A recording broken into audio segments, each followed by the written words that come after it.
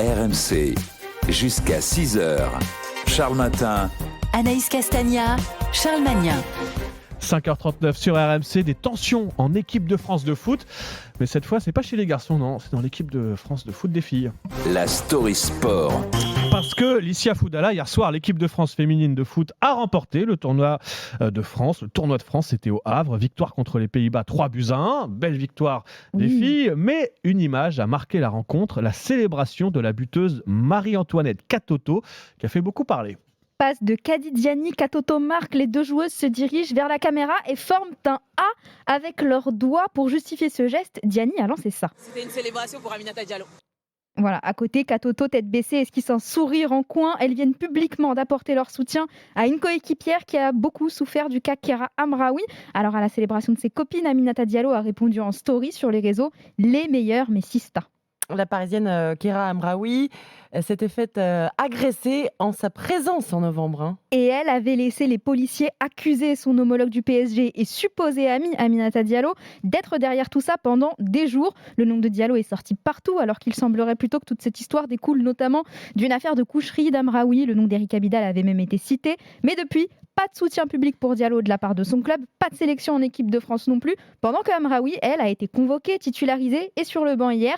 Et ça reste un travers de la gorge de ses partenaires qui voient en Aminata la victime principale de toute cette polémique. La sélectionneur n'a pas eu peur que ça crée des dissensions en rappelant l'une et pas l'autre. Oh, elle nous dit que le groupe vit bien et elle a assumé son choix au début du mois.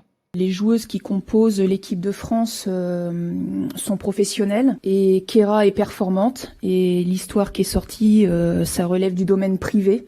1, ça ne me regarde pas et 2, ça ne regarde personne. Il faudra faire preuve de beaucoup d'humanité déjà, parce qu'il ne faut pas oublier que Kéra est une victime dans l'histoire. On oublie un petit peu d'en parler ces derniers temps.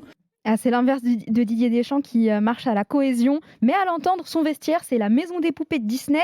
Après le match hier, Corinne Diacre a d'ailleurs assuré qu'elle n'avait pas vu la fameuse célébration et que cela restait très personnel. Je me mets à la place des filles du groupe. Tout le monde est gêné. Depuis le début du rassemblement, je scrute ce que postent les Bleus sur les réseaux sociaux. Photos, vidéos, moments de groupe. Et vient ce constat, Kéra Amraoui n'est pas mise en avant. Elle apparaît parfois en fond.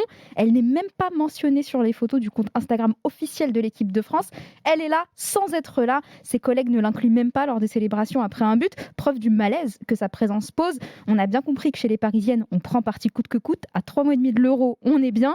Il doit y avoir une sacrée ambiance dans les vestiaires du Paris Saint-Germain et de l'équipe de France. On pense, je suis un peu désolé aussi pour Aminata Diallo qui n'a rien demandé et qui se retrouve victime collatérale de toute cette histoire. Ça ne doit pas être simple à gérer mentalement. Et oui, donc ça a des répercussions directes. Surtout sans soutien public. Ouais, sans soutien public, et ça a des répercussions directes sur l'équipe de France. On va suivre. Merci d'avoir fait le point et de nous avoir décortiqué ces petites polémiques à l'intérieur du groupe France, de l'équipe de France féminine, qui, on va rappeler quand même l'essentiel, a gagné hier soir, remporté le tournoi de France. Et c'est l'essentiel. C'est l'essentiel, les beaux résultats de l'équipe de France de foot féminine. On les suit aussi évidemment sur RMC. Merci Licia pour la story sport.